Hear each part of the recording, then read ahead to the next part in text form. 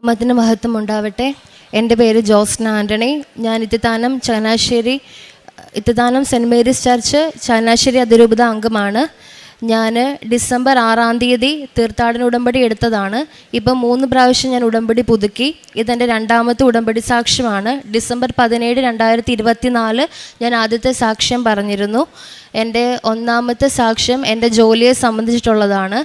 ഞാൻ നേഴ്സായിട്ട് ദുബായിൽ ജോലി ചെയ്തുകൊണ്ടിരുന്ന ഒരു വ്യക്തിയാണ്. പരിശുദ്ധ അമ്മയുടെ പ്രത്യേക ഇടപെടൽ വഴി എനിക്കൊരു ഇൻ്റർവ്യൂ കിട്ടി. ഞാനത് പാസ്സായി. അതിൻ്റെ പ്രോസസ്സിങ്ങിൽ നിൽക്കുന്ന സമയത്ത് ദുബായിൽ നിന്ന് ഞാൻ റിസൈൻ ചെയ്ത് നാട്ടിൽ വന്നതാണ്. ആ സമയത്താണ് ഞാൻ തീർത്ഥാടന ഉടമ്പടി എടുക്കുന്നത്. അതുവരെ 2019 തൊട്ട് ഞാൻ ഓൺലൈൻ ഉടമ്പടിയിലായിരുന്നു. അന്ന് ഞാൻ ഈ ഉടമ്പടി ഇവിടുന്ന് എടുക്കുമ്പം മാതാവിനോട് എൻ്റെ ഈ ജോലിയുടെ കാര്യം എഴുതുമ്പം ഞാൻ ഭയങ്കര കോൺഫിഡൻ്റ് ആയിരുന്നു.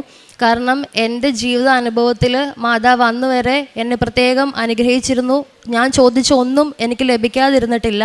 അപ്പോൾ എൻ്റെ മനസ്സിൽ ഞാൻ ഈ നിയോഗം എഴുതി 2ാം മാസം ഞാൻ കുവൈറ്റിലായിരിക്കും. വരുന്ന ജപമാല റാലി ഒന്നും എനിക്ക് കൂടാൻ പറ്റത്തില്ല, ഞാൻ പെട്ടെന്ന് പോകും. ഇതൊക്കെയായിരുന്നു എൻ്റെ മനസ്സിലുണ്ടായിരുന്നത്. പക്ഷേ ഉടമ്പടി മനുഷ്യൻ്റെ യുക്തിയിലല്ല, ദൈവത്തിൻ്റെ ശക്തിയിലാണ് പ്രവർത്തിക്കുന്നത്. കാലതാമസങ്ങൾ വരുന്നത് ചിലപ്പോഴൊക്കെ നമ്മൾ ഉടമ്പടി കംപ്ലീറ്റ് അങ്ങനെ അനുസരിക്കാത്തത് കൊണ്ട് മാത്രമല്ല, ദൈവത്തോട് നമ്മോട് സംസാരിക്കാനുണ്ട്, ദൈവത്തിൻ്റെ കൂടെ നമുക്കിരിക്കാൻ കുറച്ച് സമയം ദൈവം അനുവദിച്ച് തരുന്നതാണെന്നാണ് അതിൻ്റെ അർത്ഥം. എൻ്റെ നിയോഗത്തിലേക്ക് കിടക്കട്ടെ. എൻ്റെ 1ാമത്തെ നിയോഗം എൻ്റെ ജോലിയാണ്. ഞാൻ പ്രോസസ്സ് സ്റ്റാർട്ട് ചെയ്തിട്ടാണ് റിസിഗ്നേഷൻ ചെയ്തിട്ട് നാട്ടിൽ വരുന്നത്. ആ സമയത്ത് എനിക്ക് അറ്റസ്റ്റേഷൻ നടക്കാൻ വേണ്ടി കൊടുത്തിരിക്കുകയായിരുന്നു. യൂഷ്വലി കുവൈറ്റ് അറ്റസ്റ്റേഷൻ ചെയ്യാൻ വേണ്ടിയിട്ട് 45 ദിവസം വരെ സമയമെടുക്കും. പക്ഷേ 90 ദിവസങ്ങൾ കഴിഞ്ഞിട്ടും എൻ്റെ അറ്റസ്റ്റേഷൻ നടന്നിരുന്നില്ല. ഞാൻ 1ാമത്തെ ഉടമ്പടി എടുത്ത് 90 ദിവസം കഴിഞ്ഞു. എൻ്റെ ഉടമ്പടിയിൽ ഒന്നും സംഭവിച്ചില്ല.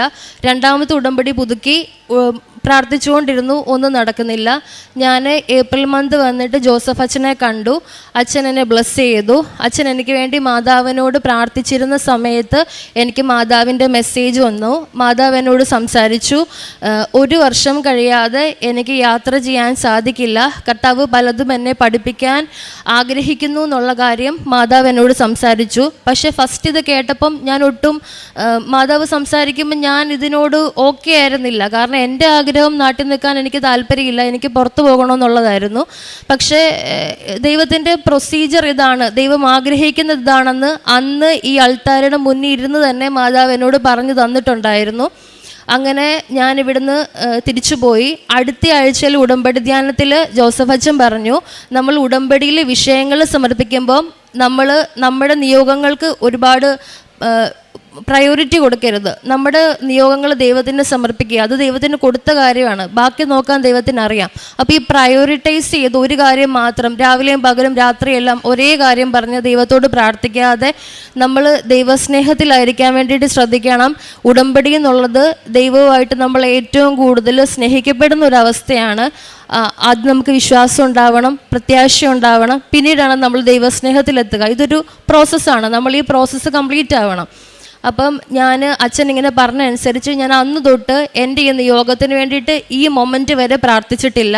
പിന്നീട് ഞാൻ എൻ്റെ നിയോഗങ്ങൾ സബ്ജക്റ്റ് ചേഞ്ച് ചെയ്തു. ഞാൻ പ്രാർത്ഥിച്ചത് എനിക്ക് പരിശുദ്ധാത്മാവിനെ കിട്ടാനും പരിശുദ്ധ കുർബാനയിൽ തിയറിയിൽ എനിക്ക് ഈശോ ഉണ്ടെന്നറിയാം. പക്ഷേ എനിക്കത് മനസ്സിലാവണമായിരുന്നു. ഞാൻ കുർബാന സ്വീകരിക്കുമ്പം കുർബാനയിൽ ഈശോ ഉണ്ടെന്നുള്ളത് എനിക്ക് ഭയങ്കര അനുഭവമാകണമെന്ന് ഞാൻ പ്രാർത്ഥിച്ചിരുന്നു. അങ്ങനെ അച്ഛനെ കണ്ടു പോയതിന് ശേഷം ഭൗതികമായിട്ടും എൻ്റെ കാര്യങ്ങൾ മുന്നേറാൻ തുടങ്ങി. ആധ്യാത്മികമായിട്ടാണ് എനിക്ക് ഏറ്റവും കൂടുതൽ ദൈവം അനുഗ്രഹിച്ചത്. ഞാൻ അച്ഛനെ കണ്ട ശേഷം ഏപ്രിൽ മാസം തൊട്ട് പരിശുദ്ധ കുർബാന ഞാൻ മുടങ്ങാതെ കാണും. ഡിസംബറിൽ ഞാൻ നാട്ടിൽ വന്ന സമയം തൊട്ട് കാണും. പരിശുദ്ധ കുർബാനയിൽ എനിക്ക് ഈശോനെ കാണാൻ സാധിക്കും. അതായത് ഞാൻ കുർബാന അർപ്പിക്കുന്ന സമയങ്ങളിൽ എനിക്ക് വൈദികനെ കാണാൻ പറ്റത്തില്ല. ഞാൻ ആ സമയത്ത് ഡിവൈൻ മേഴ്സി രൂപത്തിലുള്ള ഈശോനെയാണ് കാണുന്നത്. 2 കൈയും വിരിച്ചു നിൽക്കുന്ന എൻ്റെ അടുത്ത് ഇത്രയും ക്ലോസ് ആയിട്ട് നിൽക്കുന്ന ഈശോനെ ഞാൻ കാണുക.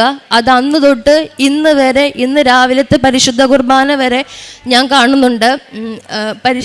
ഈശോ ആ സമയങ്ങളിൽ ഒരുപാട് വചനം തരും, മഴ പോലെ വചനം വരും. കർത്താവ് എപ്പോഴും എൻ്റെ കൺമുൻപിലുണ്ട്. ഇങ്ങനെ ദൈവം കൂടെ നിൽക്കുന്ന ഒത്തിരി വചനം ആ സമയത്ത് ഈശോ സംസാരിക്കും. അതേപോലെ തന്നെ പരിശുദ്ധ കുർബാന സ്വീകരിക്കുന്ന സമയത്ത് പരിശുദ്ധ കുർബാന എനിക്ക് നാവിൽ തരിപ്പ് പോലെ അനുഭവപ്പെടും. ഒരു മിനിറ്റ് മില്ലി സെക്കൻഡ്സിലൊക്കെ ഭയങ്കര ഒരു വലിയ ശ്വാസതടസ്സം അനുഭവപ്പെടും. ആ ശ്വാസതടസ്സം അനുഭവപ്പെടുന്ന സമയത്ത് ഒരു മരണവെപ്രാളം പോലെ ഫീൽ ചെയ്യും. അപ്പോൾ എൻ്റെ ഉള്ളിൻ്റെ ഉള്ളിൽ ആരും ഇങ്ങനെ പറയും, ഈശോ കുരിശിൽ മരിച്ചിട്ടല്ലേ അപ്പമായിട്ട് നമ്മുടെ മുന്നിലിരിക്കുന്നത്, കുരിശിൽ മരിച്ചപ്പം ഈശോയ്ക്ക് ഈ വേദന ഉണ്ടായിരുന്നല്ലോ. അപ്പം ആ വേദന ഞാൻ മനസ്സിലാക്കാൻ വേണ്ടി ദൈവം എന്നെ സഹായിക്കുന്നുണ്ട്.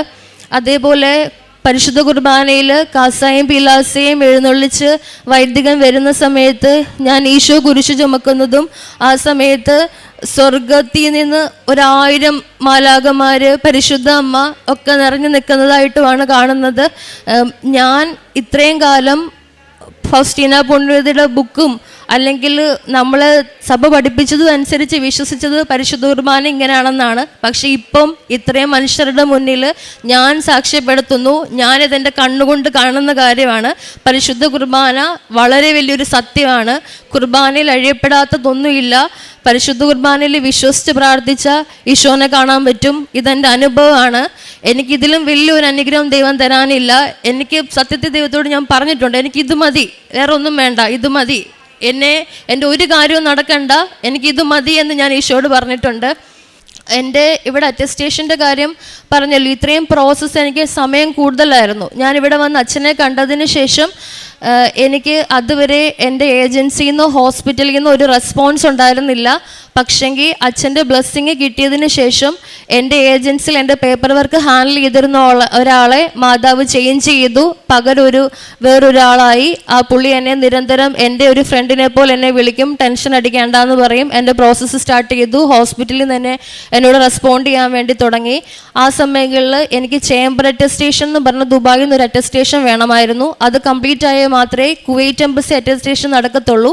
പക്ഷേ വെരി അൺഫോർച്ചുനേറ്റ്ലി എൻ്റെ ഹോസ്പിറ്റലിൻ്റെ ഓണർ ആ സമയത്ത് ഒരു കേസിൽ പെട്ട് ജയിലിലായി.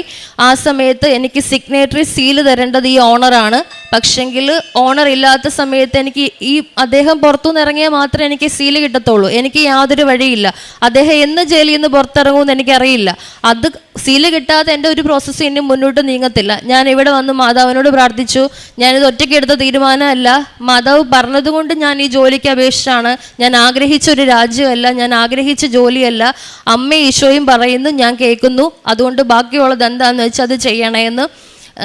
ഈശോയും മാതാവും കൂടെ എനിക്ക് വേറൊരു ഹോസ്പിറ്റലിൽ വേറൊരു അധികാരിക്ക് ഇവർ പവർ ഓഫ് അറ്റോർണി കൊടുത്തു. എനിക്കൊരു ഓൾട്ടർനേറ്റീവ് സീൽ തന്ന് എൻ്റെ ചേംബർ അറ്റസ്റ്റേഷൻ കംപ്ലീറ്റ് ആയി. വീണ്ടും 30-40 ദിവസം എടുക്കേണ്ടിരുന്ന പ്രൊസീജിയറുണ്ട്. പക്ഷേ വെറും 3 ദിവസം കൊണ്ട് സമയച്ചുരുക്കത്തിൻ്റെ അമ്മ എനിക്ക് ആ പ്രൊസീജിയർ കംപ്ലീറ്റ് ചെയ്ത് തന്നു. അതിനുശേഷം പിന്നീട് എൻ്റെ ജീവിതത്തിൽ ഓരോ മൈൽ സ്റ്റോൺസും നടന്നത് മാതാവിൻ്റെ പ്രത്യേക ദിവസങ്ങളിലാണ്. മാതാവിൻ്റെ വിമലഹൃദയ തിരുനാളിന് ഞാനിവിടെ വന്നിരുന്നു. മാതാവിൻ്റെ വിമലഹൃദയ തിരുനാളിന് ഞാൻ ദണ്ഡവിമോചന കുമ്പസാരം നടത്തി. അന്ന് വൈകിട്ട് തിരിയിൽ ഒരു വലിയ ഹൃദയം അമ്മ എനിക്ക് കാണിച്ചു തന്നു. എൻ്റെ ഫോണിൽ ഒരുപാട് ഇങ്ങനത്തെ തിരിയിലെ അത്ഭുതങ്ങൾ, മാതാവിൻ്റെ അപ്പാരിഷൻസ് ഒരുപാട് ഞാൻ കൃപാസനത്തിന് വേണ്ടി ഒരു ഫോൾഡർ ഉണ്ടാക്കി സൂക്ഷിച്ചു വെച്ചിട്ടുണ്ട്. ആദ്യത്തെ എനിക്ക് മാതാവ് അങ്ങനെ ഒരു അനുഭവം തരുന്നത് അന്നാണ്. എനിക്കൊരു തിരുഹൃദയം കാണിച്ചു തന്നു. അന്ന് വൈകിട്ട് എൻ്റെ കോട്രാബേ വെരിഫിക്കേഷൻ സ്റ്റാർട്ട് ചെയ്തു. അതിനുശേഷം കർമ്മല മാതാവ് തിരുനാളിൻ്റെ ദിവസം എനിക്ക് കോട്രാബേ വെരിഫിക്കേഷൻ കംപ്ലീറ്റ് ചെയ്തു, ലൈസൻസിങ് തുടങ്ങി. അതിനുശേഷം മാതാവിൻ്റെ സ്വർഗാരോഹണ തിരുനാളിൻ്റെ അന്ന് ലൈസൻസിങ് കംപ്ലീറ്റ് ആയി. MOH വിസയ്ക്ക് സബ്മിഷൻ ചെയ്യാമെന്ന് പറഞ്ഞ മെയിൽ വന്നു. മാതാവിൻ്റെ ജന്മ തിരുനാൾ സെപ്റ്റംബർ 8 എൻ്റെ പള്ളിപ്പെരുന്നാളാണ്. ഞാൻ നോയമ്പെടുത്ത് പ്രാർത്ഥിച്ചിരുന്നു. സെപ്റ്റംബർ 8 മാതാവിൻ്റെ ബർത്ത്ഡേക്ക് എനിക്കൊരു ഗിഫ്റ്റ് കിട്ടണമെന്ന് ഞാൻ പ്രാർത്ഥിച്ചിരുന്നു. മാതാവിൻ്റെ തിരുനാൾ കുർബാനയ്ക്ക് 4 മണിക്ക് കയറി 4:05 ആയപ്പോൾ എൻ്റെ വിസ സബ്മിഷൻ നടന്നു. സെപ്റ്റംബർ 14 വിശുദ്ധ കുരിശിൻ്റെ പുകഴ്ചയുടെ അന്ന് വിസ തന്ന ദൈവം എന്നെ അനുഗ്രഹിച്ചു. അതിനുശേഷം സെപ്റ്റംബർ 18 എനിക്ക് മെഡിക്കലായിരുന്നു. മെഡിക്കലിന് പോകുന്ന സമയത്ത് ഞാൻ തീർത്ഥാടന ഉടമ്പടി കഴിഞ്ഞു, 90 ദിവസം കംപ്ലീറ്റ് ആയി അടുത്തത്. അപ്പം ഞാൻ പുതുക്കണമായിരുന്നു. പക്ഷേ ഈ പ്രോസസ്സിൻ്റെ ഇടയ്ക്ക് ഓടുന്ന വഴിക്ക് എനിക്ക് ഇവിടെ വന്ന് പുതുക്കാൻ പറ്റിയില്ല. അപ്പം എൻ്റെ മനസ്സിൽ ഇത് കഴിഞ്ഞ് വന്ന് ഞാൻ ഉടമ്പടി പുതുക്കിക്കോളാം എന്നാണ്. പക്ഷെ ദൈവം ഞാൻ ഒരു ദിവസം പോലും ഉടമ്പടി വിട്ട് ജീവിക്കണമെന്ന് ആഗ്രഹിക്കുന്നില്ല എന്നുള്ള കാര്യം ഞാൻ ഓർത്തില്ല ആ സമയത്ത്. പക്ഷേ സെപ്റ്റംബർ 18 നടന്ന മെഡിക്കലിൽ ഞാൻ അൺഫിറ്റായി. എൻ്റെ കണ്ടീഷൻ പറഞ്ഞത് എനിക്ക് മൈൽഡ് ലംബാർ സ്കോളിയോസിസ് ആണ്. സ്കോളിയോസിസ് ഉള്ള ഒരാൾക്ക് GCC കൺട്രിയിൽ വർക്ക് ചെയ്യാൻ പറ്റില്ല. പക്ഷേ എൻ്റെ ഇതുവരെയുള്ള ഒരു സ്ഥലത്തും അങ്ങനെ ഒരു കണ്ടീഷൻ വന്നിട്ടില്ല. ഇത് എങ്ങനെ വന്നു എന്ന് എനിക്കറിയില്ല. ഞാൻ ഒരുപാട് സംസാരിച്ച് നോക്കി. ഈ കണ്ടീഷൻ കാരണം എനിക്ക് പോകാൻ പറ്റത്തില്ല, അൺഫിറ്റ് ആണെന്ന് പറഞ്ഞു. എൻ്റെ സംശയം തീർക്കാൻ വേണ്ടി ഞാൻ പുറത്തത്തെ ഒരു ലാബിൽ പോയിട്ട് എക്സ്റേ എടുത്തു. എനിക്ക് അങ്ങനെ ഒരു കണ്ടീഷൻ ഉണ്ട്. പിറ്റേ ദിവസം വന്ന് അന്ന് ഞാൻ എങ്ങനെ കരഞ്ഞു എന്ന് എനിക്കറിയില്ല. ഇതിനാണെങ്കിൽ ഇതൊക്കെ മുന്നിൽ ഞാൻ ജനിച്ചപ്പോൾ തൊട്ട് ഇന്നിവിടെ നിൽക്കുന്നത് വരെ അറിയുന്ന എൻ്റെ ദൈവത്തിന് ഈ കണ്ടീഷൻ അറിയാൻ പാടില്ലായിരുന്നോ എന്ന് ഞാൻ എൻ്റെ ദൈവത്തോട് 1000 വട്ടം ചോദിച്ചു. കാരണം ഞാൻ എൻ്റെ ദൈവത്തെ കാണുന്നു, സംസാരിക്കുന്നു, കൂടെ നടക്കുന്നു. അപ്പോൾ എനിക്കൊരു അപകടം ഉണ്ടായി, എൻ്റെ ദൈവം അത് അറിയത്തില്ലേ എന്നുള്ള കാര്യത്തിൽ ഞാൻ ഈശോനെ ഒത്തിരി ക്വസ്റ്റ്യൻ ചെയ്തു. അന്ന് ഒത്തിരി ഞാൻ കരഞ്ഞ് പിറ്റേ ദിവസം ഞാൻ രാവിലെ എഴുന്നേറ്റു. ഞാൻ ഉടമ്പടിയിലല്ല, പക്ഷേങ്കിൽ ഞാൻ രാവിലെ എണീറ്റത്തെ പ്രാർത്ഥനകളൊക്കെ ചെയ്തു. എന്നിട്ട് ഞാൻ വീണ്ടും ഒത്തിരി ഭയങ്കര ഇമോഷണൽ ബ്രേക്ക് ഡൗൺ ആയിരുന്നു. അന്ന് ഞാൻ ഒത്തിരി കരഞ്ഞ് ഞാൻ ഇവിടെ അല്ലായിരുന്നു, ഞാൻ എറണാകുളത്ത് സ്റ്റേ ആയിരുന്നു. കാരണം ഞാൻ മെഡിക്കലിന് പോയതായിരുന്നു. ഞാൻ അവിടെ കിടന്ന് ഉറങ്ങുന്ന സമയത്ത് എനിക്കൊരു സ്വപ്നദർശനം ഉണ്ടായി. ഞാൻ ബാഗൊക്കെ ഇങ്ങനെ പാക്ക് ചെയ്യുവാണ്.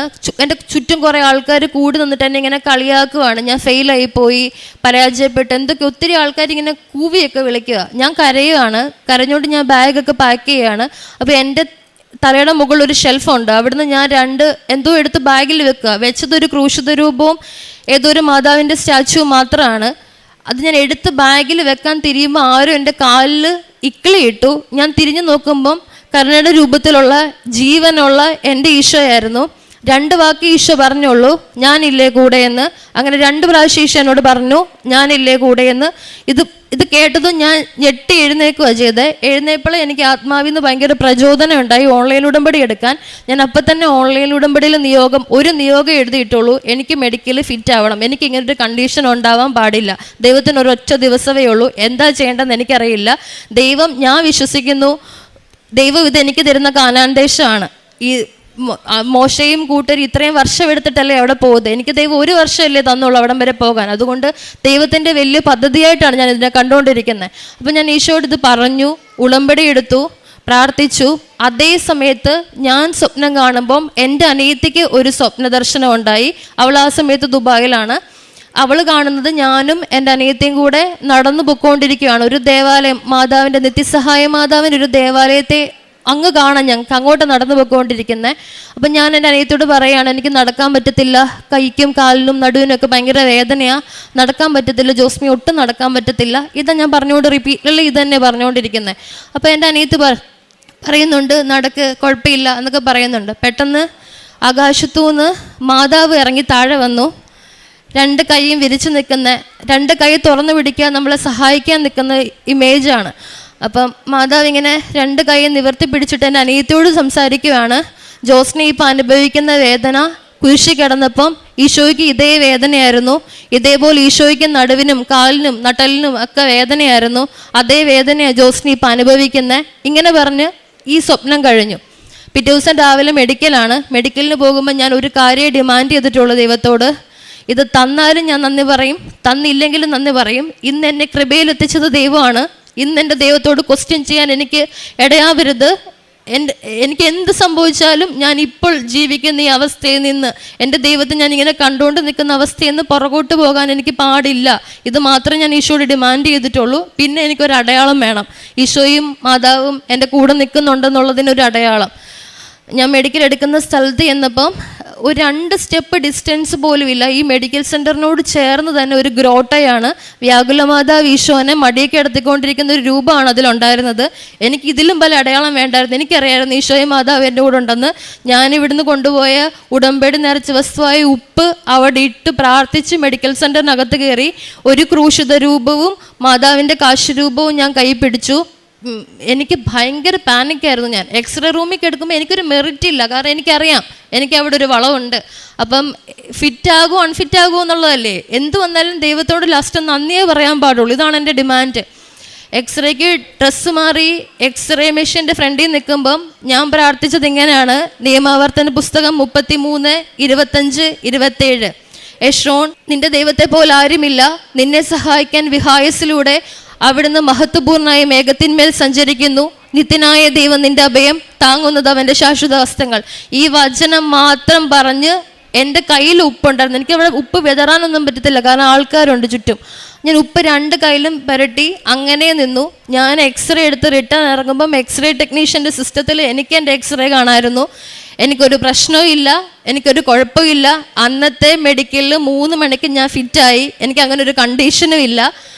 അതിനുശേഷം എൻ്റെ സ്റ്റാമ്പിങ് എല്ലാം കഴിഞ്ഞു. ഞാൻ മാതാവിനോട് പറഞ്ഞിരുന്നു, സ്റ്റാമ്പിങ് കഴിഞ്ഞ് വരുമ്പം ഇത് മാതാവിൻ്റെ ഇടപെടലാണെന്ന് മറ്റുള്ളവരെ കാണിക്കാൻ എൻ്റെ പാസ്പോർട്ടിൽ എനിക്ക് 7ാമത്തെ പേജിലെ സ്റ്റാമ്പിങ് വരാവുള്ളെന്ന്. എൻ്റെ പാസ്പോർട്ടാണിത്. 7ാമത്തെ പേജിലാണ് സ്റ്റാമ്പിങ് കഴിഞ്ഞിട്ട് എൻ്റെ വിസ വന്നിരിക്കുന്നത്. ഞാൻ മറ്റന്നാൾ കുവൈറ്റിലേക്ക് ട്രാവൽ ചെയ്യുവാണ്. എനിക്ക് ലഭിച്ചിരിക്കുന്ന ഹോസ്പിറ്റലിൽ വളരെ കടലിന് അഭിമുഖമായിട്ടാണ് നിൽക്കുന്നത്. എനിക്ക് കടൽ കാണുമ്പോൾ എപ്പോഴും മാതാവിനെ ഓർമ്മ വരിക, കാരണം ജപമാല റാലിയും വേളാങ്കണ്ണിയും കൃപാസനവും ഒക്കെ എന്നെ സംബന്ധിച്ചിടത്തോളം കടൽ തീരമാണ്.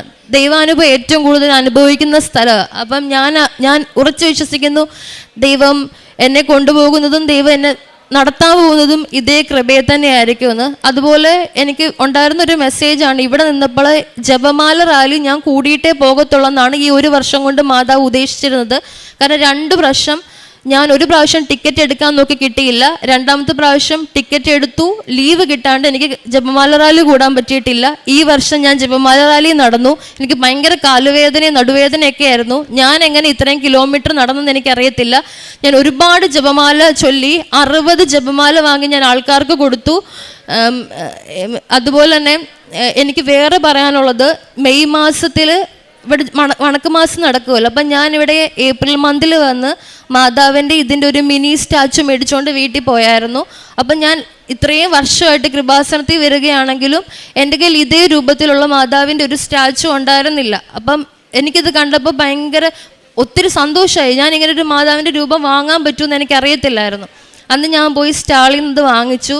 അന്ന് ഞാൻ ഭയങ്കര സന്തോഷത്തിലായിരുന്നു. മാതാവ് ഞാൻ എൻ്റെ വീട്ടിൽ ചെന്നപ്പോൾ ആദ്യം എൻ്റെ പേരൻസിനോട് പറഞ്ഞത് ഞാൻ ഒറ്റയ്ക്കല്ല വന്നത്, എൻ്റെ കൂട്ടത്തിൽ ഒരാൾ കൃപാസനത്തിൽ നിന്ന് വന്നിട്ടുണ്ടെന്നാണ്. അങ്ങനെ ആ മാതാവിൻ്റെ രൂപം എൻ്റെ റൂമിൽ എൻ്റെ പ്രാർത്ഥനാ ടേബിളിലുണ്ട്.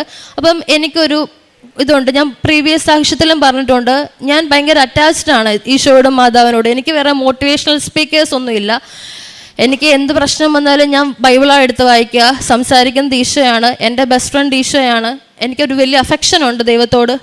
അപ്പം അതിൻ്റെ ദൈവം തന്ന വലിയ കൃപയാണ്. അപ്പം ഞാനിങ്ങനെ ഈശോയുടെ മാതാവിൻ്റെ കൂട്ടത്തിലിരുന്ന് സെൽഫിയും ഫോട്ടോയൊക്കെ എടുക്കും. ഇങ്ങനെ ചെറിയൊരു സൈക്കോസിസ് എനിക്കുണ്ട്. ഞാൻ ഒറ്റയ്ക്ക് ഇരിക്കും, ഇവർ കൂട്ടത്തിലൊക്കെ ഇരുന്ന് ഇങ്ങനെ സെൽഫി എടുക്കത്ത് ഫോണിലിടും. ഇത് ഞാൻ നോർമലി ചെയ്യുന്നൊരു കാര്യമാണ്. ഒരു സൺഡേ മെയ് മാസത്തിൽ എനിക്ക് മെയ് 21-ന് എനിക്കന്ന് ഭയങ്കര സങ്കടമായിരുന്നു. കാരണം എൻ്റെ പ്രൊസീജിയർ ഇതാണ്, ഞാൻ എൻ്റെ പ്രോസസ്സ് ഇതുകൊണ്ടാണ് ഡിലേ ആകുന്നതെന്ന് എനിക്കറിയാം. പക്ഷേ ഒത്തിരി പേരിങ്ങനെ ചോദിക്കുമല്ലോ, എന്താ പോകാത്ത, എന്താ നടക്കാത്ത. അപ്പം എനിക്കറിയാം ഇത് ഇപ്പോഴേ പോകത്തുള്ളൂ. കേൾക്കുന്നവർക്ക് ഇത് എങ്ങനെയാണെന്ന് മനസ്സിലാവില്ല. കാരണം മാനുഷികമായ ചിന്തയിൽ ഇത് വർക്കാവത്തില്ലല്ലോ, മറ്റുള്ളവർക്ക് പറഞ്ഞാൽ മനസ്സിലാവത്തില്ല. ഇത് മനസ്സിലാകണമെങ്കിലേ ദൈവം അനുഗ്രഹിക്കണം. അപ്പം ഞാൻ ആൾക്കാരിങ്ങനെ ഒത്തിരി കുത്തി സംസാരിക്കുമൊക്കെ നടക്കും, ഈശോയ്ക്ക് അറിയാം എന്ന് മാത്രമേ ഞാൻ പറയത്തുള്ളൂ. ആൾക്കാരോട് ചോദിച്ചിട്ടുണ്ട്, എങ്ങനെ ഇത്രയും ധൈര്യത്തിലൊക്കെ നിൽക്കാൻ പറ്റുന്നു, ഇത്രയും വർഷമായില്ലേ, 1 വർഷത്തോളം ആയില്ലേ നാട്ടിൽ വന്ന് നിൽക്കുന്നത്. പക്ഷെ എനിക്ക് പേടിയും ടെൻഷനൊന്നുമില്ല. ഞാൻ ഭയങ്കര സന്തോഷത്തിലാണ്. ഒരു കുർബാനയെങ്കിൽ ഒരു ദിവസം അർപ്പിക്കാമല്ലോ എന്നുള്ള സന്തോഷത്തിലാണ് ഞാൻ നിൽക്കുന്നത്. ഇപ്പോഴത്തെ സങ്കടം അതാണ്, ഇനി കുർബാന എങ്ങനെ കാണും, അതാണ് എൻ്റെ ടെൻഷൻ. അപ്പോൾ അന്ന് സൺഡേ ആണ്, കുർബാനയ്ക്ക് പോകണം. ഉച്ച കഴിഞ്ഞിട്ടാണ് പോകുന്നത്. അന്ന് എനിക്ക് ഒത്തിരി എന്തോ സങ്കടമുള്ള ദിവസം. ഞാനിങ്ങനെ മാതാവിൻ്റെ സ്റ്റാച്ചുവും പിടിച്ച് മാതാവിനോട് കുറേ വർത്താനം പറഞ്ഞു, കരഞ്ഞു. ഇതേ മാതാവിൻ്റെ രൂപം കെട്ടിപ്പിടിച്ച് കുറച്ച് സമയം കിടന്നുറങ്ങി. എഴുന്നേറ്റിട്ട് പള്ളിയിൽ പോവാണ്. പെട്ടെന്ന് എനിക്ക് തോന്നി ഫോട്ടോ എടുക്കണം, എനിക്കുള്ളതാണല്ലോ ഇങ്ങനെ. അതുകൊണ്ട് ഞാൻ ഒരു സെൽഫി എടുത്തു മാതാവുമായിട്ട്. അപ്പോൾ ഈ സെൽഫി എടുക്കുന്ന സമയത്ത് എൻ്റെ ഫോണിൽ ഫ്ലാഷ് ഓണായി. പക്ഷെ എൻ്റെ ഫോണിൽ ഫ്ലാഷ് ചേഞ്ച് ചെയ്തിട്ടാലേ ഫോട്ടോ അങ്ങനെ ഫ്ലാഷ് ഓൺ ആവത്തുള്ളൂ. 2 പ്രാവശ്യം ഫ്ലാഷ് വന്നു. അത് ഞാനപ്പോൾ മനസ്സിലോർത്ത് തന്നു ഇപ്പോൾ ഫ്ലാഷ് വന്നേന്ന്. പക്ഷെ ഞാനപ്പോൾ ചെക്ക് ചെയ്യാനൊന്നും പോയില്ല. ഈ മാതാവിൻ്റെ കഴുത്തയിൽ ഞാനൊരു ചെറിയ മണിക്കൊന്ത ഇട്ട് കൊടുത്തിട്ടുണ്ടായിരുന്നു. ഈ മണിക്കൊന്ത കിട്ടിയതിന് വലിയൊരു കഥയുണ്ട്. ഇത് മാതാവ് എനിക്ക് തന്ന കൊന്തയാണെന്ന് ഞാൻ വിശ്വസിച്ചിരുന്നതാണ്. കാരണം എനിക്കൊരു അപരിചിതൻ, ഒരു പാകിസ്ഥാനി മനുഷ്യൻ എനിക്ക് കൊണ്ടു തന്നിരുന്ന, ദുബായിലായിരുന്ന സമയത്ത് കൊണ്ടു തന്നിരുന്ന ഒരു കൊന്തയാണിത്. ഞാൻ ഒരു പ്രാവശ്യം ഈ കൊന്ത എനിക്ക് വേണ്ട, ഇത് പലരും ഉപയോഗിച്ചതല്ലേ, എന്തെങ്കിലും അസുഖം വരും, കുറേ ആൾക്കാരെ കയ്യിൽ നിന്ന് മാറിയതായിരിക്കും എന്നൊക്കെ പറഞ്ഞ് ഞാൻ ഈ കൊന്ത ഉപേക്ഷിച്ചതാ. പക്ഷെ എങ്ങനെ പോയാലും 2ാം പോക്ക് ഈ കൊന്ത എൻ്റെ കയ്യിൽ തന്നെ തിരിച്ചു വരും. ഇതെങ്ങനെ വരുന്നെന്ന് എനിക്കറിയത്തില്ല. അവസാനം ഞാൻ പാക്ക് ചെയ്ത് നാട്ടിൽ വരുമ്പോൾ വീണ്ടും ഈ കൊന്ത എൻ്റെ കയ്യിൽ, അങ്ങനെ കൊന്ത കൊണ്ടുവന്നതാ. അങ്ങനെ മാതാവ് തന്ന കൊന്തയാന്ന് പറഞ്ഞ് ഞാൻ ഈ സ്റ്റാച്ചുവിൽ ഈ മണിക്കൊന്ത ഇട്ടിരുന്നു. ഇതിൻ്റെ കുരിശ് ഒത്തിരി വലിയ കുരിശാണ്. മാതാവിൻ്റെ സ്റ്റാച്ചുവിൽ മാതാവിൻ്റെ കൈ വളരെ ചെറിയ കൈയാണ്. ഞാൻ വൈകിട്ട് കുർബാന കഴിഞ്ഞ് വന്ന് കിടന്നുറങ്ങാൻ കിടക്കുന്ന സമയത്ത് എനിക്ക് ഈ ഫോട്ടോ ചെക്ക് ചെയ്യാനൊരു ആത്മപ്രചോദനം ഉണ്ടായി. അങ്ങനെ ഞാൻ ചെക്ക് ചെയ്തിരുന്ന സമയത്ത് മാതാവിൻ്റെ കൈക്കുള്ളിൽ മാതാവ് ഈ കുരിശ് ഇങ്ങനെ പിടിച്ചിരിക്കുക. കുരിശ് ഒരിക്കലും ആ കൈയുടെ ഉള്ളിൽ കയറില്ല. എൻ്റെ കയ്യിൽ ഫോട്ടോ ഉണ്ട്. ഞാൻ 10-20 പ്രാവശ്യം വീണ്ടും ആ കുരിശ് അങ്ങനെ കൈക്കുള്ളിൽ കയറ്റാൻ പറ്റുമെന്ന് ട്രൈ ചെയ്തു. പക്ഷെ ഒരിക്കലും പോസിബിൾ അല്ല. ആ കുരിശ് മാതാവിൻ്റെ കൈയുടെ ഉള്ളിൽ കയറത്തില്ല. പക്ഷെ ഈ ഫോട്ടോയിൽ കാണുന്നത് മാതാവ് കുരിശ് ഇങ്ങനെ ഉയർത്തിപ്പിടിച്ച് നിൽക്കുവാണ്. മാതാവിൻ്റെ കണ്ണിന് ഭയങ്കര ജീവനുള്ളതുപോലെയാണ്. അങ്ങനെ മാതാവ് അതെൻ്റെ കയ്യിലുണ്ട്. അതേപോലെ മഴവിൽ തന്ന മാതാവ് എൻ്റെ ഉടമ്പടി സ്ഥിരീകരിച്ചിട്ടുണ്ട്.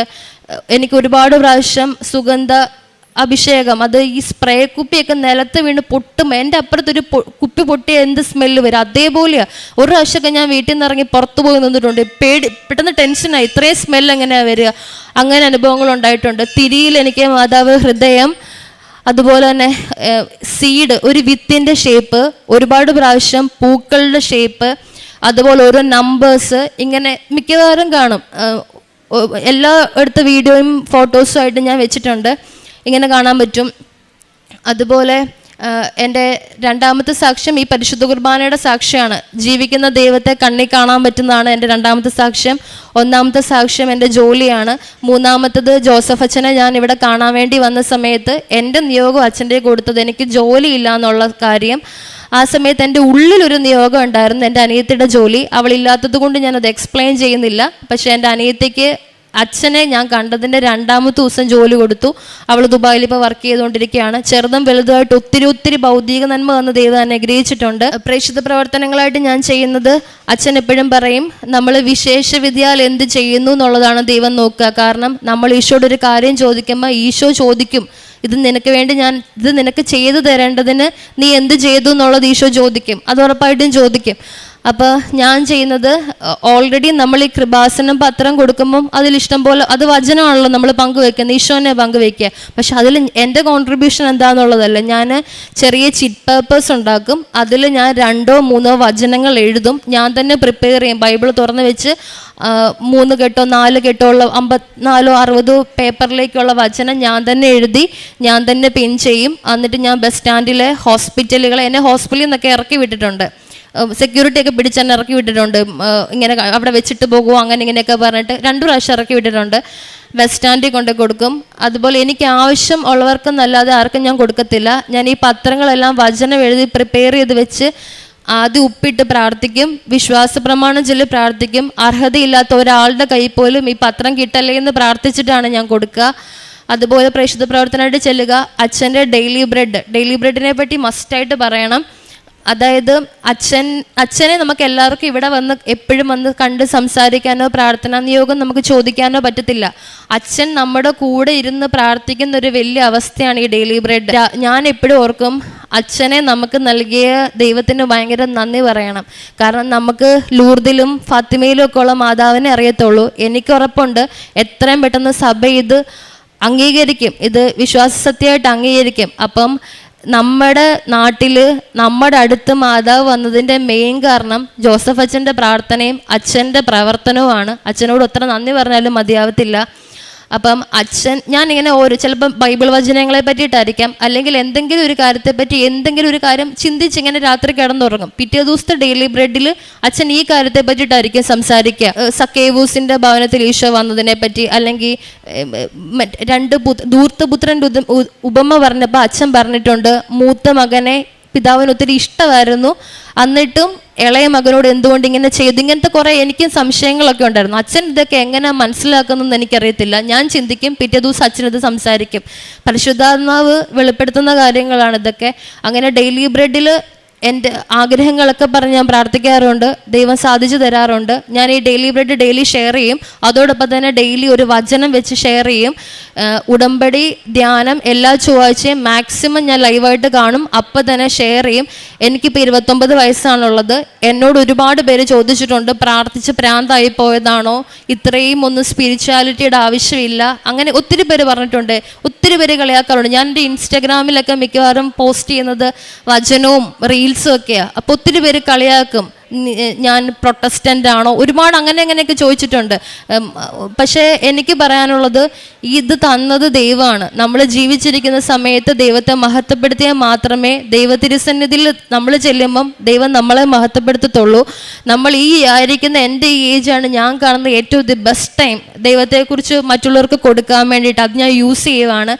അതുപോലെ കാരുണ്യപ്രവർത്തികളായിട്ട് ഞാൻ ചെയ്യുന്നത്, ഞാൻ പൊതിച്ചോറ് വീട്ടിൽ നിന്ന് പ്രിപ്പയർ ചെയ്യത്തില്ല. കാരണം വീട്ടിൽ നിന്ന് പ്രിപ്പയർ ചെയ്താൽ പപ്പയുടെയൊക്കെ കോൺട്രിബ്യൂഷൻ അതിനകത്ത് വരുന്നതുകൊണ്ട് ഞാൻ ഇവരൊന്നും അറിയാതെ പോയി, എനിക്ക് തോന്നി ഈ കടയിലുള്ളവർക്ക് ഇന്ന് കച്ചവടം കുറവാണ്, അങ്ങനെയുള്ളൊരു സ്ഥലത്ത് പോയി പൈസ കൊടുത്ത് പൊതിച്ചോറ് മേടിച്ചിട്ട് ഞാനത് ലോട്ടറി വിൽക്കുന്ന ആൻറ്റിമാർക്ക്, അങ്കിളുമാർക്ക്, റോഡിൽ ആരും ഇല്ലാതെ ഇരിക്കുന്നവർക്ക് അങ്ങനെയൊക്കെ കൊണ്ടു കൊടുക്കും. അതേപോലെ തന്നെ എനിക്ക് ഈശോ പറഞ്ഞു തന്നൊരു കാര്യമാണ്, നമ്മൾ കൃപാസനം ആത്മവിശുദ്ധീകരണത്തിൻ്റെ സ്ഥലമാണ്. എന്നെ സംബന്ധിച്ചിടത്തോളം ഇതെൻ്റെ പെനുവേലാണ്. ഞാൻ ദൈവത്തെ മുഖാമുഖം കണ്ട സ്ഥലം, അതിന് കാരണമായ സ്ഥലമാണിത്. അപ്പം ആത്മവിശുദ്ധീകരണം നടക്കണം എല്ലാ മനുഷ്യൻ്റെയും. അപ്പം അതിനുവേണ്ടി പ്രാർത്ഥിക്കണം. അപ്പം ഒത്തിരി ആൾക്കാരെ എനിക്കറിയാം, പരിശുദ്ധ കുർബാനയും കുമ്പസാരവും ഒന്നും ഇല്ലാതെ ജീവിക്കുന്ന ഒത്തിരി മനുഷ്യരെ അറിയാം. അപ്പം ഞാൻ ഇവർക്ക് വേണ്ടിയിട്ട് ഇടവക ദേവാലയത്തിൽ വൈദികൻ്റെ അടുത്ത് കുർബാനയ്ക്കുള്ള ഒരു പൈസ കുർബാനപ്പണം അർപ്പിക്കും. ഇവരെ സമർപ്പിച്ച് കുർബാന ചെല്ലും അവരുടെ ആത്മവിശുദ്ധീകരണത്തിനായിട്ട്. ഇതൊക്കെയാണ് എൻ്റെ അനുഭവ സാക്ഷ്യങ്ങൾ. ഇതാണ് എൻ്റെ ഉടമ്പടി ജീവിതം. മാതാവ് എന്നെ ഇത്രമാത്രം അനുഗ്രഹിച്ചു. അത്രയ്ക്ക് ആ വലിയ കരുണയ്ക്ക് ഞാൻ മാതാവിനോട് ഈശോയ്ക്ക് നന്ദി പറയുന്നു. എൻ്റെ അറിവിൽ നിത്യജീവനിലേക്കുള്ളൊരു വലിയ വഴിയാണിത്. നിത്യജീവൻ കിട്ടാൻ വേണ്ടി ഈശോ എന്നെ പ്രിപ്പയർ ചെയ്തുകൊണ്ടിരിക്കുകയാണ്. ഞാൻ ഒന്ന് മനസ്സ് വെച്ചപ്പോൾ, ഞാൻ ഈശോയ്ക്ക് ഓക്കെ പറഞ്ഞപ്പോൾ എൻ്റെ ദൈവം എന്നെ ഇത്രയും സഹായിച്ചു. അപ്പം നല്ലൊരു ജീവിതം കൂടെ ഞാൻ മുന്നേ നടത്തിയിരുന്നെങ്കിൽ ഞാൻ എന്ത് മുന്നേ എനിക്ക് ഈശോനെ കാണാൻ പറ്റുമായിരുന്നു എന്ന് ഞാൻ ആലോചിക്കാറുണ്ട്. ഇതുവരെ എന്നെ നടത്തിയ എൻ്റെ ഈശോയ്ക്കും എൻ്റെ അമ്മയ്ക്കും 1000 നന്ദി പറയുന്നു. പ്രഭാഷകൻ 2:7 മുതൽ 9 വരെ തിരുവചനങ്ങൾ. കർത്താവിൻ്റെ ഭക്തരെ അവിടുത്തെ കരുണയ്ക്ക് വേണ്ടി കാത്തിരിക്കുവിൻ, വീഴാതിരിക്കുവാൻ വഴിതെറ്റരുത്. കർത്താവിൻ്റെ ഭക്തരെ അവിടുത്തെ ആശ്രയിക്കുവിൻ, പ്രതിഫലം ലഭിക്കാതിരിക്കുകയില്ല. കർത്താവിൻ്റെ ഭക്തരെ ഐശ്വര്യവും നിത്യാനന്ദവും അനുഗ്രഹവും പ്രതീക്ഷിക്കുവിൻ. ജോസ്ന എന്ന ഈ മകളുടെ വളരെ വ്യക്തവും ശക്തവും ഉടമ്പടി പ്രകാരവുമായ ജീവിത സാക്ഷ്യമാണ് നാം ഈ നിമിഷങ്ങളിൽ കേട്ടുകൊണ്ടിരുന്നത്. മകൾ ചെയ്തിരുന്ന ആത്മീയ പ്രവൃത്തികളൊക്കെ അത് ഉടമ്പടിയുടെ ശരിക്കും അതിൻ്റെ ആത്മാവറിഞ്ഞുള്ള ജീവിതമാണ്. ജോസഫച്ചൻ എന്താണോ നമുക്ക് ഉടമ്പടിയിലൂടെ കൈമാറുവാൻ ആഗ്രഹിക്കുന്നത്, നിത്യതയിലേക്കുള്ള ജീവിത വഴി എങ്ങനെയാണോ തെളിച്ചു തരുവാൻ ആഗ്രഹിക്കുന്നത്, ആ വഴി തെളിച്ച് കിട്ടിയ ഒരു മകളുടെ സാക്ഷ്യമാണ് ഈ അൾത്താരയിൽ നാം കേട്ടുകൊണ്ടിരുന്നത്. എല്ലാ മേഖലകളെയും മകൾ സുന്ദരമായി നമ്മുടെ മുമ്പിൽ അവതരിപ്പിച്ചു.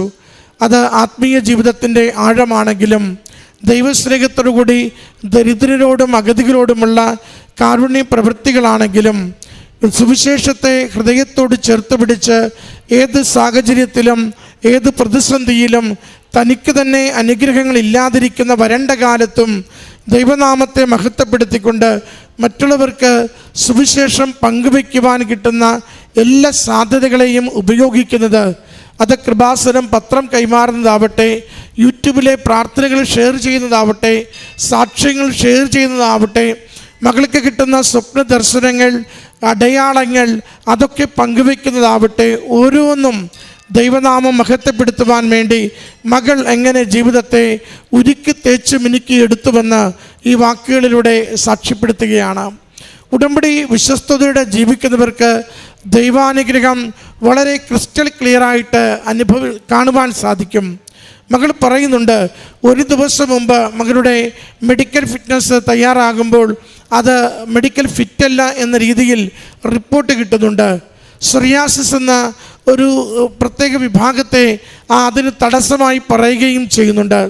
അത് മകൾക്ക് വിദേശത്തേക്ക് പോകുവാൻ, കുവൈറ്റിൽ ജോലിക്ക് വേണ്ടി പോകുവാൻ ഒക്കെ തടസ്സമായി മാറുന്നുണ്ട്. മകൾ പറയുന്നുണ്ട്, ഞാൻ വീണ്ടും അന്നെൻ്റെ തീർത്ഥാടക ഉടമ്പടി തീർന്നുവെങ്കിലും ഞാൻ വീണ്ടും ഓൺലൈൻ ഉടമ്പടി എടുത്തുകൊണ്ട് അമ്മയുടെ കരങ്ങളിലേക്ക് ഈശോപ്പയ്ക്ക് മുഴുവനായി സമർപ്പിച്ച് ആ ദിവസം മുഴുവനും ഞാൻ പ്രാർത്ഥനയിലും കണ്ണീരിലും എൻ്റെ ജീവിതത്തെ അമ്മ മാതാവ് സഹായിക്കുവാൻ വേണ്ടിയാണ് നിരന്തരം പറഞ്ഞുകൊണ്ടിരുന്നത്. അത് ആ നിയോഗമാണ് ശ്രേഷ്ഠമായിട്ടുള്ളത്. എനിക്ക് നാളെ ഫിറ്റ്നസ് കിട്ടിയാലും ഇല്ലെങ്കിലും ദൈവനാമത്തെ മഹത്വപ്പെടുത്തി നന്ദി പറയുവാൻ എന്നെ സഹായിക്കണം. പ്രിയമുള്ളവരെ, ഇതൊരു പ്രത്യേക പ്രാർത്ഥനയാണത്. നമ്മുടെ കഷ്ടകാലത്തും സമൃദ്ധിയുടെ നാളുകളിലും നമ്മുടെ സങ്കടങ്ങളിലും സന്തോഷങ്ങളിലും ദൈവത്തിന് നന്ദി പറഞ്ഞ് ജീവിക്കുവാൻ ഒരു മനസ്സ് രൂപപ്പെടുത്തിയെടുക്കുക. അതെളുപ്പം നമുക്ക് സാധിക്കില്ല. ഒരു ആത്മീയ അടിത്തറയുണ്ടെങ്കിൽ മാത്രമേ ജീവിതത്തിൻ്റെ ഏതൊരു വിഭിന്നമായ സാഹചര്യത്തിലും ദൈവത്തിന് നന്ദി പറയുവാൻ പറ്റുകയുള്ളൂ. ഹബക്കൂക്ക് പ്രവാചകൻ്റെ പുസ്തകം 3-ാം അധ്യായം അവസാന വാക്കുകൾ നാം വായിക്കുന്നുണ്ടല്ലോ. എൻ്റെ ആലയിൽ ആടുകളില്ലാതായാലും വയലിൽ ധാന്യം വിളയുന്നില്ലെങ്കിലും മുന്തിരിയിൽ ഫലങ്ങളില്ലാതായാലും എന്ന് തുടങ്ങി പറഞ്ഞിട്ട് പറയും, ഞാൻ എൻ്റെ ദൈവത്തെ സ്തുതിക്കുമെന്ന്. കാരണം എൻ്റെ ജീവിതത്തിന് ഇപ്പോഴുള്ള സാഹചര്യമല്ല, മറിച്ച് എനിക്ക് ദൈവം നൽകിയ ജീവശ്വാസമാണ് ദൈവത്തെ സ്നേഹിക്കുവാൻ, ദൈവത്തിന് നന്ദി പറയുവാൻ, ദൈവത്തിന് വേണ്ടി ജീവിക്കുവാൻ ഓരോ നിമിഷവും എന്നെ ശക്തിപ്പെടുത്തുന്നത്. അതിൻ്റെ സാക്ഷ്യമാണ് മകൾ ഈ അൾത്താരയിൽ പങ്കുവയ്ക്കുന്നത്. നിരന്തരം ദൈവാത്മാവിൻ്റെ പ്രവർത്തനമനുസരിച്ച് ദൈവസ്നേഹത്തോടുകൂടി കൃപാസനം പ്രത്യക്ഷീകരണ മാതാവിൻ്റെ കരം പിടിച്ച് യേശുവിനൊപ്പം സഞ്ചരിക്കുക. അതിൽ ബാഹ്യമായ എന്ത് കേട്ടാലും അതൊന്നും തടസ്സമാവില്ല, അതൊന്നും ഇകഴ്ത്തുന്നതാവില്ല. എന്നെക്കുറിച്ച് എന്ത് പറയുന്നു എന്നതിനെക്കുറിച്ചല്ല, ഞാൻ എങ്ങനെ ഓരോ നിമിഷവും എൻ്റെ അമ്മ മാതാവിനെയും ഈശോയെയും സ്നേഹിച്ചുകൊണ്ട് ജീവിക്കുവാൻ സാധിക്കുന്നു എന്നതിനെക്കുറിച്ചാണ് എൻ്റെ സന്തോഷമെന്ന് മകൾ ലോകത്തോട് വിളിച്ചു പറയുകയാണ്. പ്രിയമുള്ളവരെ, ഉടമ്പടി നമ്മൾ എടുക്കുന്നെങ്കിൽ ഉടമ്പടി നമ്മൾ ജീവിക്കാൻ തീരുമാനിക്കണം. ഉടമ്പടി നമ്മൾ ജീവിക്കുന്നുവെങ്കിൽ ദൈവം അനുഗ്രഹിക്കുമെന്നതിന് സംശയം വേണ്ട. എത്ര കണ്ട് നമ്മളെ ഉരുക്കിയെടുക്കുന്നതിന്, ശുദ്ധീകരിച്ചെടുക്കുന്നതിന്, ദൈവവഴിയിലേക്ക് നടക്കുവാൻ പഠിപ്പിക്കുന്നതിന് ഒരല്പകാലം വേണ്ടി വന്നേക്കാം. പക്ഷേ നാം ദൈവവഴിയിലാണ് സഞ്ചരിക്കുന്നതെന്ന് ദൈവത്തിന് ഉറപ്പ് വന്നാൽ പിന്നീട് താമസങ്ങളൊന്നുമില്ലാതെ സമാധാനം നൽകി, സമൃദ്ധി നൽകി, നിയോഗങ്ങൾ അനുഗ്രഹിച്ച് കൃത്യമായ ബോധ്യത്തോടുകൂടി ജീവിതത്തെ മുന്നോട്ട് നയിക്കുവാൻ അമ്മ മാതാവും ഈശോയും കൂടെ നിന്ന് പ്രവർത്തിക്കുന്നത് കാണുവാനാവും. അതിൻ്റെ സന്തോഷകരമായ സാക്ഷ്യം, അനുഗ്രഹീതമായ സാക്ഷ്യമാണ് ഈ മകൾ ഈ അൾത്താരയിൽ പങ്കുവച്ചത്. മകൾക്ക് ലഭിച്ച എല്ലാ ജീവിതാനുഭവങ്ങൾക്കും ആത്മീയ ബോധ്യങ്ങൾക്കും ഉടമ്പടി ജീവിത വെളിച്ചമായി മാറിയതിനും ജോലിക്കും ദൈവപിതാവിനും അമ്മ മാതാവിനും ഈശോയ്ക്കും നന്ദി പറഞ്ഞുകൊണ്ട് കരങ്ങളടിച്ച് ഈ സാക്ഷ്യം